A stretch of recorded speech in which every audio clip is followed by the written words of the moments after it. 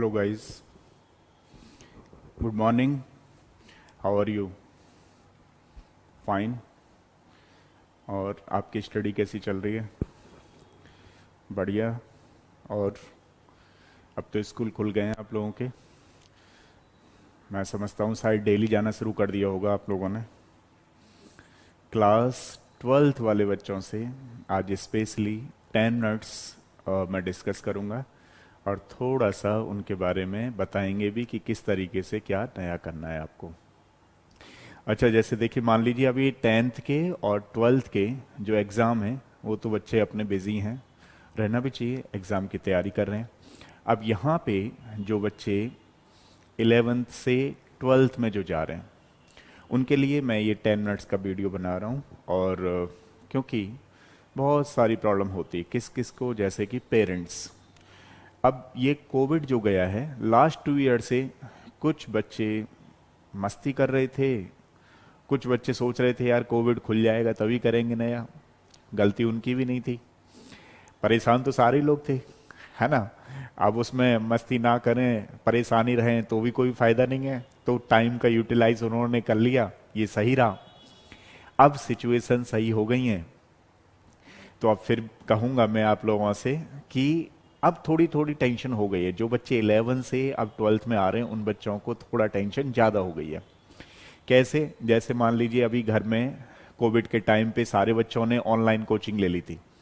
Online coaching के हिसाब से पेरेंट्स ने भी, क्योंकि और कोई ऑप्शन ही नहीं था उनके पास। तो जब ऑप्शन नहीं होता है तो कई बार हमें वक्त के अकॉर्डिंग, टाइम के अकॉर्डिंग काम करना होता है, जो कि पेरेंट्स ने किया और बच्चों ने भी काफ़ी हद तक किया।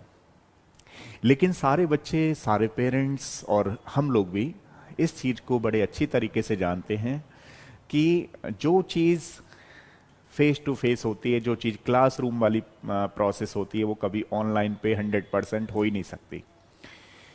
लेकिन क्योंकि टाइम था, चलिए अब सिचुएशन कुछ पॉजिटिव हो गई है, कुछ नहीं, काफ़ी अच्छी हो गई है। तो अब बात करते हैं कि अब आपकी टेंशन को किस तरीके से रिलीज किया जाए या किस तरीके से आपको ऑप्शनली।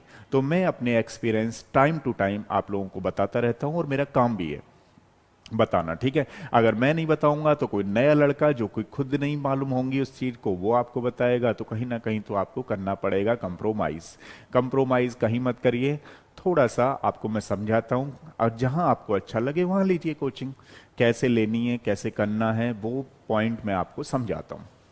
देखिए, अब जितना परेशान स्टूडेंट है आज की डेट में 12th क्लास वाला, उससे कहीं ज़्यादा परेशान पेरेंट्स हैं, जो कि सोचते हैं कि बच्चे को आप कैसे पढ़ाएं। क्योंकि देखिए, नीट में और आईआईटी जेई में जो सिलेबस आता है वो आता है 11th और 12th का। अगर बच्चा 11th का सिलेबस 11th के टाइम पे कर लेता था पहले और 12th का सिलेबस 12th में, तो 12th करते करते बहुत सारे बच्चे अपना जेई और नीट निकाल जाते थे। अब सिचुएशन ये है कि बच्चों ने ऑनलाइन पढ़ा तो है, लेकिन बच्चों को भी अंदर से कॉन्फिडेंस नहीं आ पा रहा है। और पेरेंट्स को तो पता ही है कि बच्चे ने पढ़ा है तो साइड में फेसबुक चला लेता था, हाय हेलो कर लेता था, तो वो उनको पता है, ठीक है ना। हर किसी बच्चे को अपना पता होता है, पेरेंट्स को भी बच्चे के बारे में पता होता है कि कहाँ क्या चीज़ें चल रही हैं। अब आते हैं मेन कंक्लूजन पे। मेन कंक्लूजन ये है, आपको कोई टेंशन करने की जरूरत नहीं है। पेरेंट्स से मैं कहूँगा कि आप बच्चे के साथ मिल करके बच्चे का एक टारगेट फिक्स करें। टारगेट कैसे फिक्स करें? अभी भी कोई बहुत ज़्यादा सिचुएशन खराब नहीं हुई है। खराब इन द सेंस कि आप सोचो नहीं नहीं बर्डन आ जाएगा।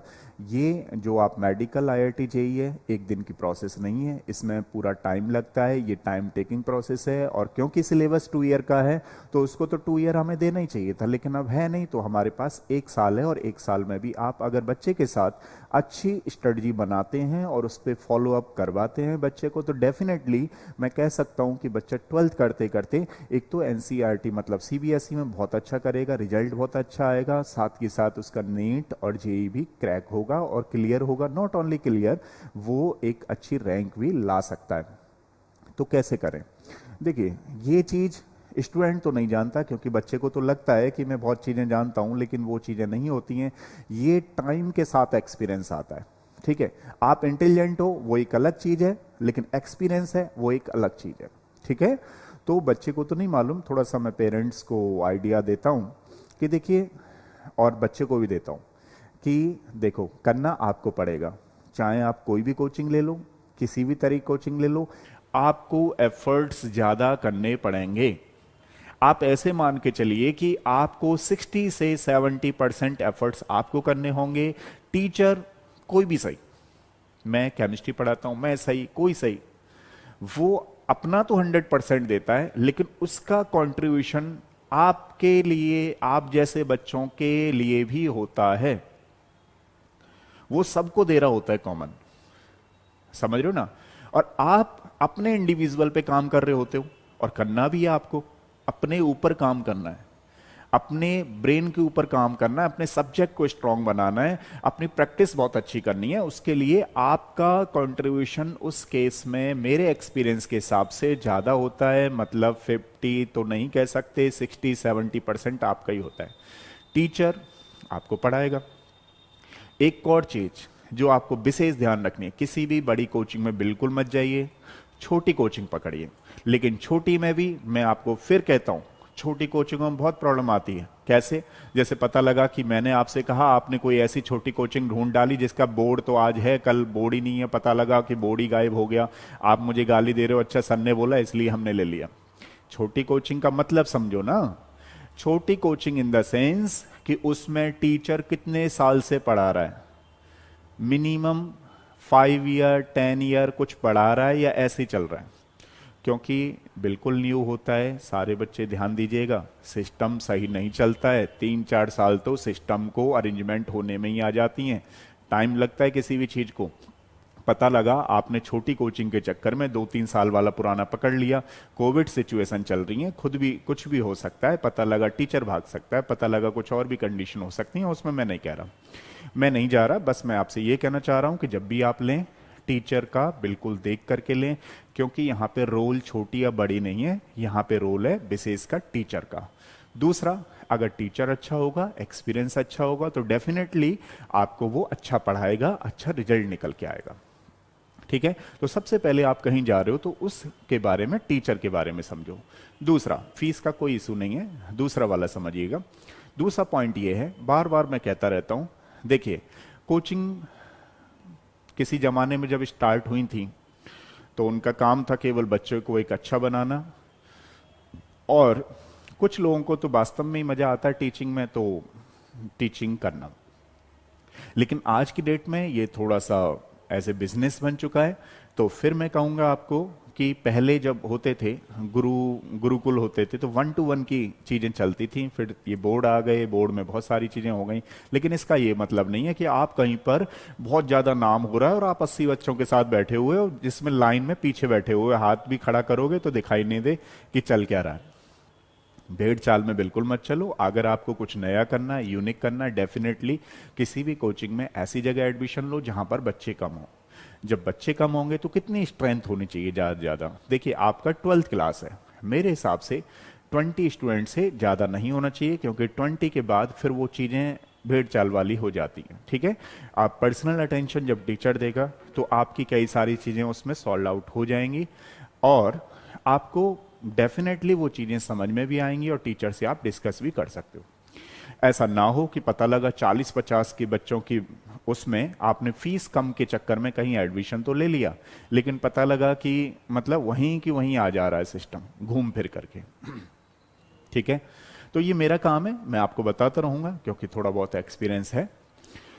तो अगर हम बात करें कि आप अच्छा रिजल्ट लाना चाह रहे हो, तो देखो सबसे पहले ये कोचिंग आपने सेलेक्ट कर ली। कोचिंग कैसे सेलेक्ट करनी है? सबसे पहले टीचर का एक्सपीरियंस, दूसरा टीचर उसमें जो पढ़ा रहे हैं वो कितने साल से उसमें कर रहे हैं वर्क, है ना, वो सारी चीजें। दूसरे वाले पॉइंट पे आ जाते हैं, अपना एक टारगेट फिक्स करो।